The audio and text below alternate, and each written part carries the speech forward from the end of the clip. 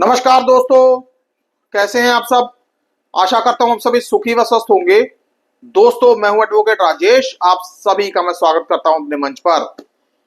दोस्तों, अक्सर कर क्या होता है कि जब किसी का लोन डिफॉल्ट हो जाता है, लोन डिफॉल्ट हो जाने के बाद फोन कॉल्स आना और लगातार रिकवरी एजेंटों का विजिट होना, ये प्रक्रियाएं एक आम प्रक्रिया है। दोस्तों, रिकवरी एजेंट आते हैं, विजिट करते हैं और तरह तरह की बातें लोन धारकों को कह जाते हैं।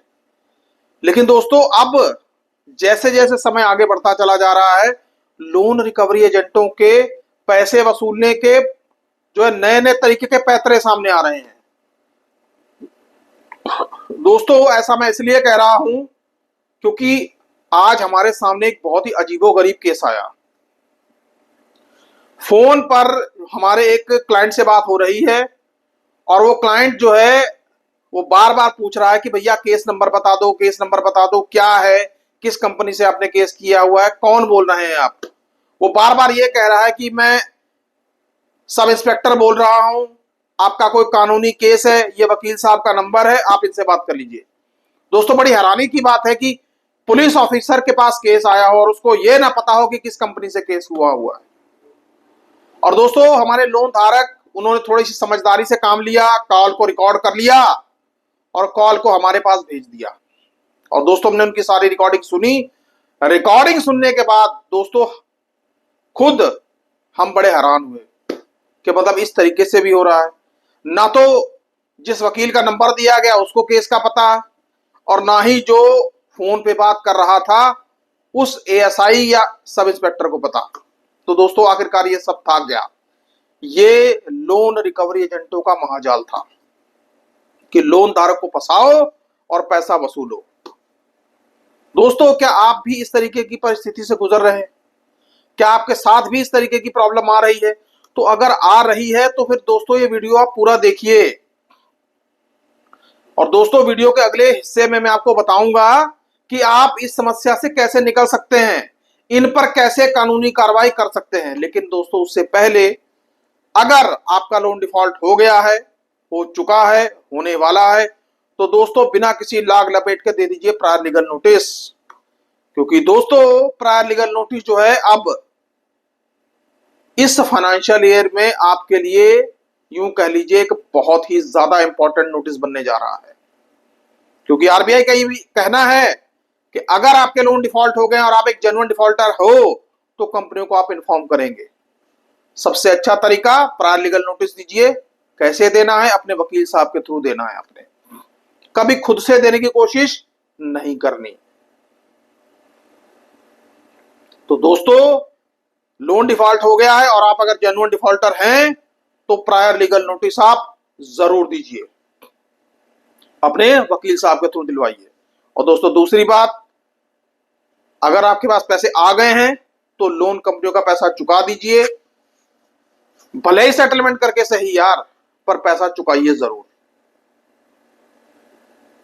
क्योंकि दोस्तों, हमारे प्लेटफॉर्म के द्वारा ये हमेशा कहा जाता है कि लोन आपने लिया है तो आपको पैसा देना या पैसा चुकाना जो है आपका फर्ज बनता है। खैर, बात करते हैं आज के विषय के बारे में। दोस्तों, विषय बहुत ही गंभीर है। ये हमेशा ऐसे विषय लोन धारकों से संबंध रखते हैं। अब दोस्तों, केस क्या था, घटना क्या थी, ये सब कुछ मैंने आपको वीडियो के पहले हिस्से में बता दिया। अब सवाल यह खड़ा होता है कि आप इस तरीके की परिस्थिति से कैसे निपटेंगे।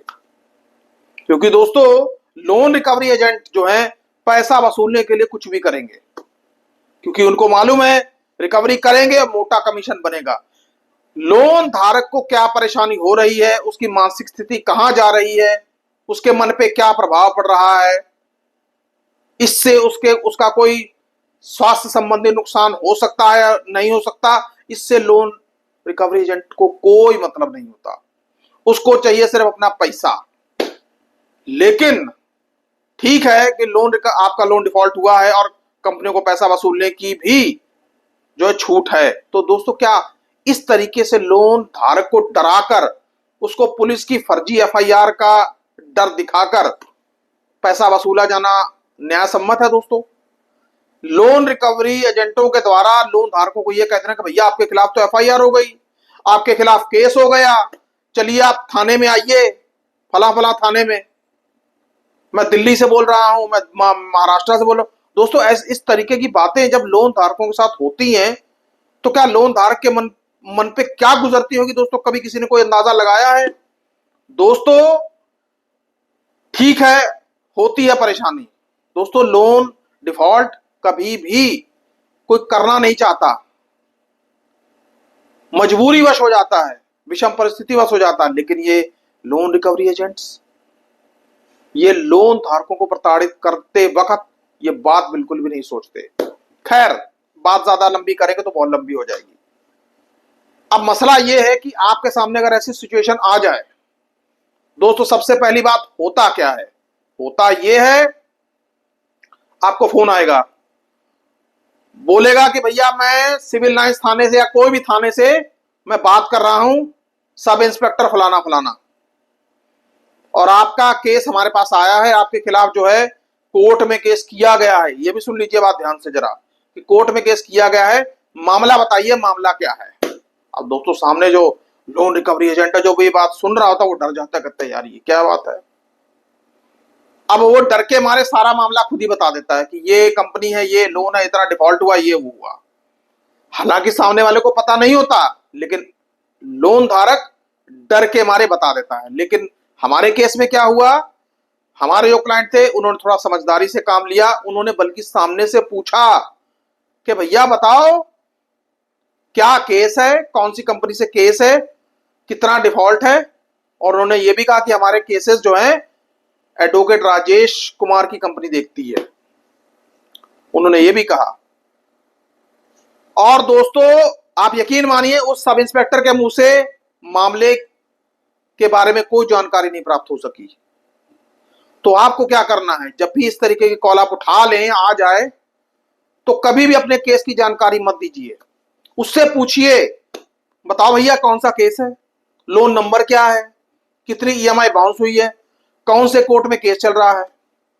और दोस्तों जब भी कभी भी वो व्यक्ति कहे कि लो जी वकील साहब का नंबर है, इनसे बात कर लो, तो आपने क्या करना है, नंबर ले लो, कोई बात नहीं,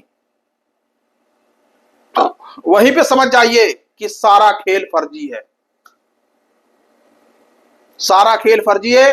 और मोटी मोटी बात यह है, आपको इन बनावटी पुलिस अफसरों से या बनावटी वकीलों से डरने की जरूरत नहीं है, क्योंकि दोस्तों ये वकील ना तो वो वकील है और ना ही वो पुलिस अफसर है, बल्कि ये पुलिस ऑफिसर जैसे सम्मानित पद और वकीलों जैसे सम्मानित डेजिग्नेशन को कलंकित कर रहे हैं इन डेजिग्नेशंस का नाम लेकर। क्योंकि दोस्तों किसी पुलिस के पास टाइम नहीं है या किसी वकील साहब के पास टाइम नहीं है कि आपको इस तरीके की कॉल करे। कुछ नहीं होता, सब ये फर्जी होते हैं, डराते हैं कि आपका मुकदमा इधर चला गया उधर चला गया। इनसे डरने की जरूरत नहीं है, बिल्कुल मत घबराइए। और दोस्तों लीगल पोजीशन ये है कि अगर आपको लगता है कि हां ये सब फ्रॉडबाजी हो रही है, फर्जीबाजी हो रही है, कॉल रिकॉर्ड करिए, निकटतम पुलिस स्टेशन में जाकर रिकॉर्डिंग सुनाइए कि देखिए ऐसी ऐसी बात है, यह नंबर दिया गया है, कानूनी कार्रवाई करवाइए। और अगर आप खुद पुलिस स्टेशन जाने से डरते हैं तो अपने वकील साहब से कहिए, सारी बात उनको बताइए, बाकी वो खुद ही देख लेंगे कि लीगल नोटिस भेजना है या पुलिस में कंप्लेंट कैसे करनी है। लेकिन दोस्तों ऐसे लोगों के ऊपर कानूनी कार्रवाई करके इनको सबक जरूर सिखाइए, क्योंकि अगर आज आप इनको सबक नहीं सिखाएंगे इनके हौसले ऐसे बुलंद होंगे और ये बार बार आपको ऐसे डराते रहेंगे। अपने हकों के लिए लड़ना सीखिए, किसी से हाथापाई नहीं करनी, सिर्फ और सिर्फ कानूनी कार्रवाई करनी है, क्योंकि दोस्तों इन जैसों के लिए कानून से बड़ी ताकत कोई नहीं है, ये याद रखिए। पहली बात, घबराना नहीं, डरना नहीं, कोई परेशानी वाली बात नहीं, ये सब नकली होते हैं ये। और दूसरी बात, इनके ऊपर एक्शन जरूर लीजिए, अपने वकील साहब की मदद लीजिए और कभी पीछे मत हटिए दोस्तों। खैर दोस्तों आज के लिए बस इतना ही। एडवोकेट राजेश कुमार को दीजिए इजाजत। सुखी रहिए, स्वस्थ रहिए, जय हिंद, जय भारत।